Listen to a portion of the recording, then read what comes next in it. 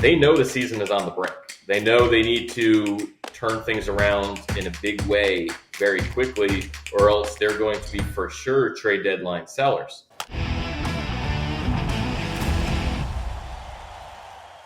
Tim Healey is going to join us right now as we go over the New York Mets. You can follow Tim at Tim B. Healey. Tim, great to have you back on. Obviously, I expect that you were not surprised to get the invitation to join the show today. Would that be fair to say?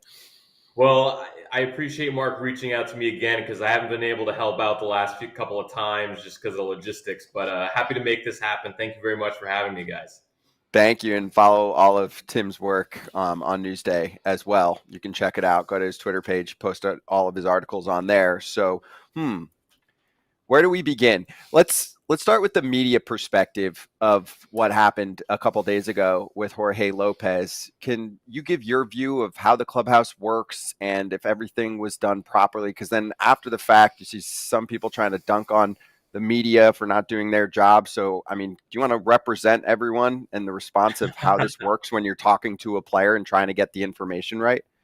So I'd be happy to try. I can't promise I represent everybody, of course, but I was actually off that day, and I got my money's worth on my day off. Let's put it that way, because it was a heck of a day.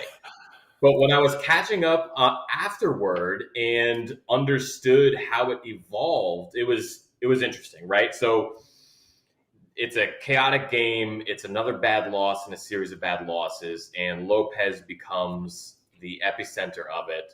And naturally, of course, reporters are going to go talk to Lopez about his ejection, the glove toss. And the big issue seemed to be that reporters were having trouble understanding what Lopez was saying, and Lopez was having trouble understanding what reporters were asking.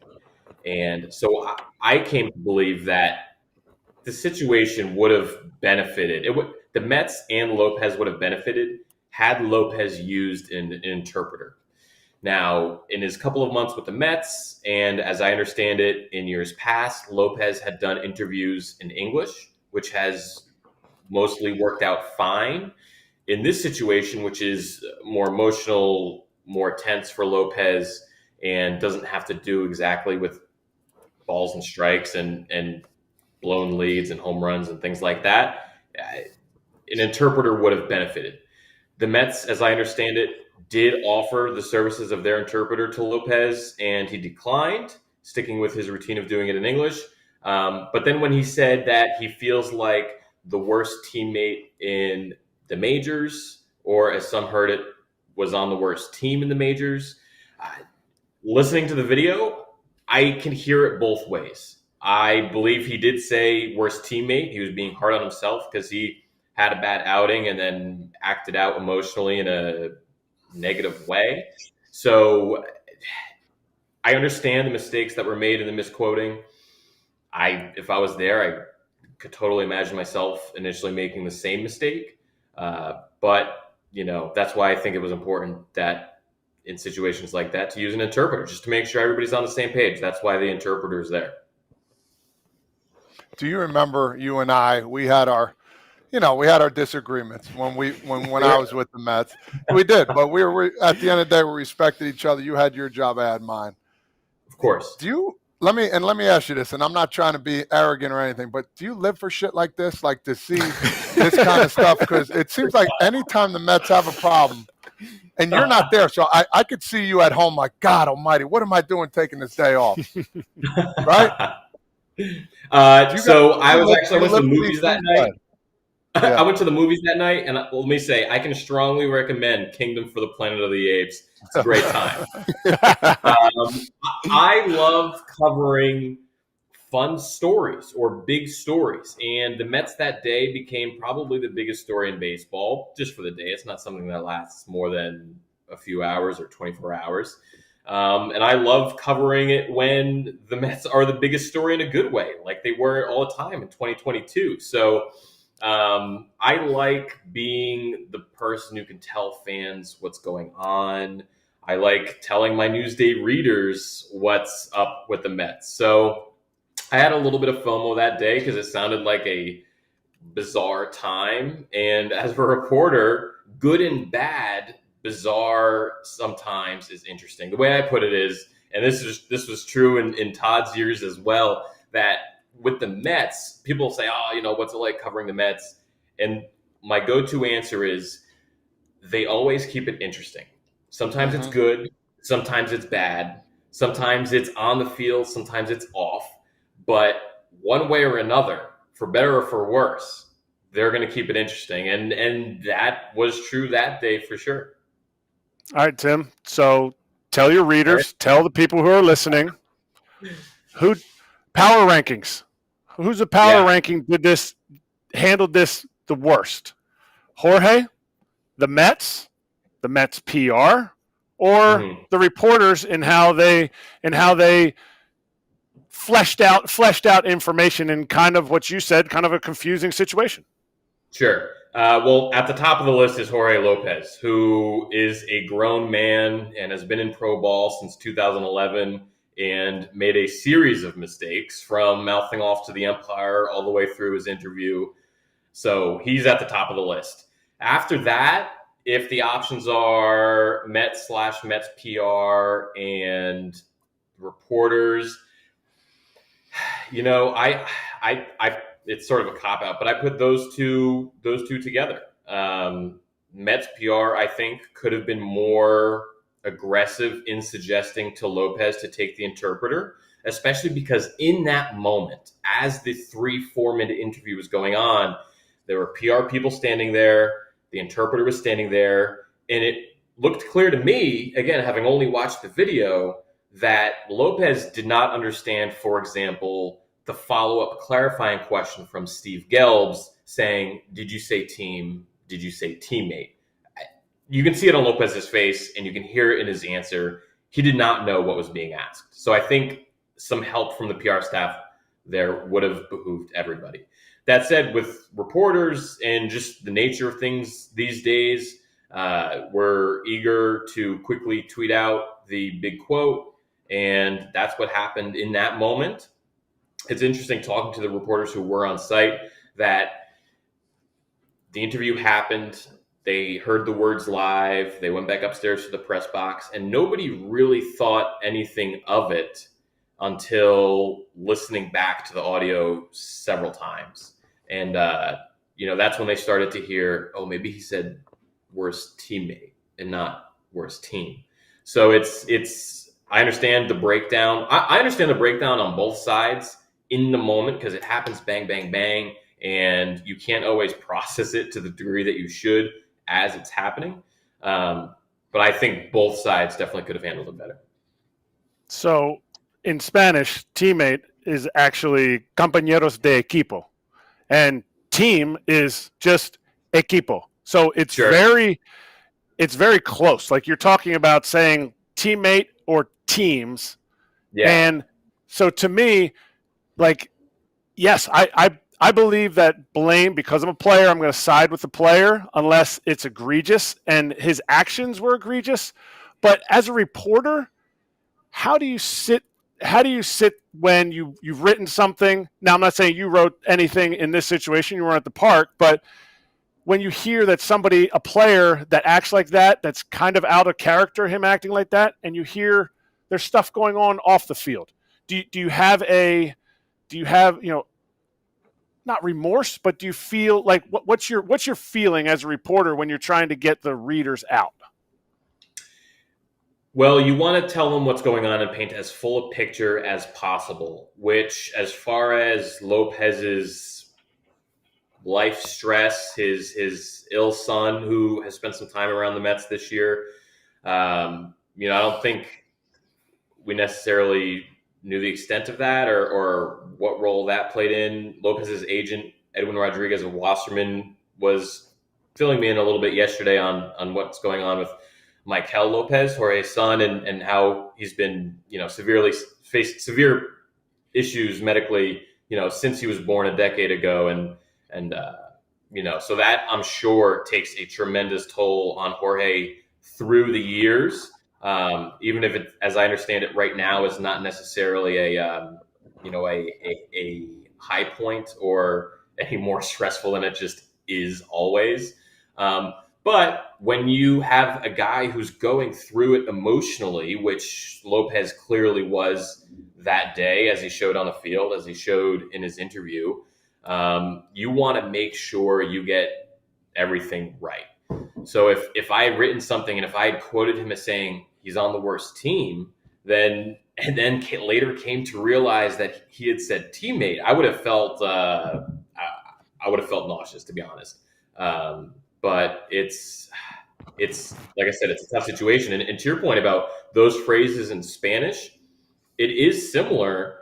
But if he was speaking in his native language, which would have been totally reasonable of him to do, I think it's much easier to distinguish between the teammate phrase and the team phrase in the Spanish versions than trying to, parse the maybe one extra syllable, teammate, team in, in his English. So it's honestly it was a bunch of things that collided to make an unfortunate situation. Yeah, and in a sport where we need more transparency, it would be helpful, and it's more entertaining, and it just helps fans connect. He was right. Maybe they're not the worst team in baseball. We've covered a couple others on this show that are a little bit worse in my mind, but they're pretty damn bad right now. So let's get bigger picture here. So First off, they cut a reliever with a sub-4 ERA on a team that ranks around 20th in ERA and also in WAR on Fangraphs for a pitching staff at a pitcher's ballpark, essentially, or at least neutral at best if you want to go down that route. They made some moves today, too, sending down Brett Beatty, who's had struggles at the plate, Christian Scott, who's been one of the brighter spots for them. So are they doing the right things as an organization right now? Like, should they have cut him? What about these moves today? And really, what's next for this team? Because JD Martinez also said, yeah, everyone thinks we're the worst team in baseball anyway right now, so there's no pressure on us. Sure. Yeah, they did make a big batch of moves today. And as far as cutting Lopez, performance-wise, they need him. Attitude and vibes-wise, I totally understand why they gave him the punishment that they did. But you're right, it does impact the bullpen. They have no Edwin Diaz right now. Brooks Raley's done for the year. Adam Ottavino has had a rough stretch. They don't have much of a back end. So Lopez was a useful reliever in that sense. He had led the team with 28 relief appearances. So that is a loss for the bullpen. As far as the moves today, I give credit to David Stearns and company, this new regime that we're still very much learning how they operate, for making these sorts of moves because they know the season is on the brink. They know they need to turn things around in a big way very quickly, or else they're going to be for sure trade deadline sellers. As far as third base, they needed to decide soon, Mark Vientos or Brett Beatty, who's going to get some run right now based on merit, which seems to be how these Mets decision makers operate. Mark Vientos deserves a shot. He's had a good couple of weeks. Brett Beatty's had a rough couple of months, so you may as well see what happens. As far as Christian Scott, you're right. He doesn't deserve to go down to the minors. But between them needing to manage his innings total for the season and a bunch of off days coming up before and after their London trip next weekend, they do not need a 6-man rotation right now. So it was just a natural fit. I'm very confident he'll be back probably before the end of June and probably will be back in the Mets rotation for, I would say, years to come. So it stinks for Christian Scott right now, but it's easy to see the logic behind it. And then they DFA'd Omar Narvaez, which is a little ballsy because he makes a lot of money, and you don't always see teams willing to cut guys making money like that. But it's, his level of play was just not great. He was looking like the odd man out when Francisco Alvarez returns in the next week or two, probably closer to 1. So that they made this move now is, an interesting, as I wrote on Twitter, it's an interesting data point as we continue to learn how David Stearns works, that, hey, Narvaez wasn't getting the job done. Let's take a look at Luis Torrens from the Yankees. And Narvaez wasn't signed by Stearns either, so that could spell the end for some other guys if things keep going this direction. When does Pete Alonso become a daily trade talk? What's the day when we hit June, middle of June, that it's going to be is there a record? Is it a day? Could this be the first move made? Because rarely do we have a power hitting first baseman that goes on the trade block. Yeah, that's going to be interesting because the daily drumbeat of the rumors and the chatter and stuff like that doesn't do a whole lot for me, to be honest, as a reporter, because until there's something new there, until there's something substantial, it's just sort of the same stuff chewed on over and over by, talk radio and some of the, more active Twitter fans, things like that. So I think even now, everybody's wondering what's going to happen. And if and when the Mets do decide to go the seller route in the lead up to the deadline, Pete Alonso is their biggest name, maybe their most valuable piece. Luis Severino is actually really interesting along those lines, to be honest. But, nobody's going to be as big a name as Pete Alonso. What's going to be interesting for the Mets, and as they decide how to make that decision, is trading Pete Alonso at the deadline is not as simple as trading some other random player with no real attachment to the franchise. This guy is a homegrown slugger, fan favorite, a face of the team. I would say the face of the team. And so what you have to balance what you're going to get prospect-wise with the optics and perception of what dealing him would do, and how it would impact your chances to bring him back if that's something you want to do in the offseason. We see it all the time with guys. The first time they change organizations, it's big and it's stressful, and you don't really know what to expect for that. That individual doesn't know what to expect. And then it happens once, and the world didn't end. And they see what life is like somewhere else, and they learn, oh, maybe that wasn't that bad. So you see it. Actually, the name that first comes to mind is John Lester. Spent his whole career with the Red Sox. Didn't want to leave the Red Sox. Got traded to the A's, and then he hit free agency and thought, "Yeah, I'm okay without the Red Sox." So it's a risk. It's a risky run in trading a player like that, and it's something the Mets are going to have to factor in making their Alonso decision.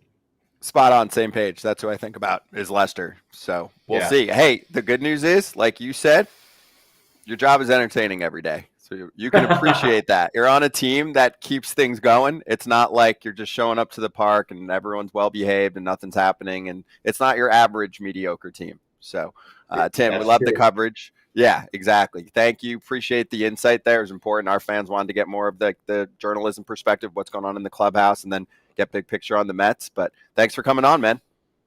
Thank you guys very much for having me. I appreciate it. Hey, everybody. Be sure to like and subscribe for more content. We're back here every weekday, all year long, so do not miss an episode. The videos are coming in all day. Here's another video you might enjoy. Baseball the way it should be covered.